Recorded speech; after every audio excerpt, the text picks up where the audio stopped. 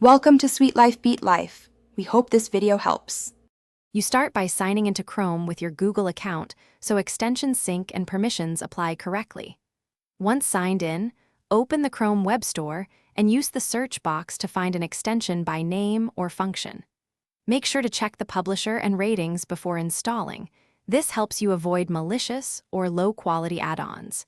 If you plan to load unpacked extensions for development, enable developer mode in Chrome //extensions, otherwise skip developer mode to keep your system secure.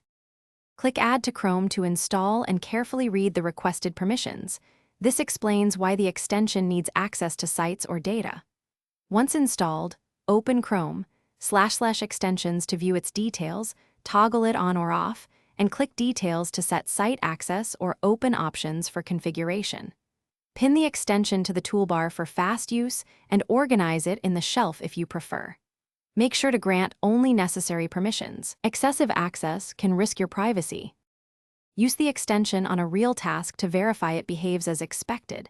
This shows how it interacts with sites and where settings might need tweaks.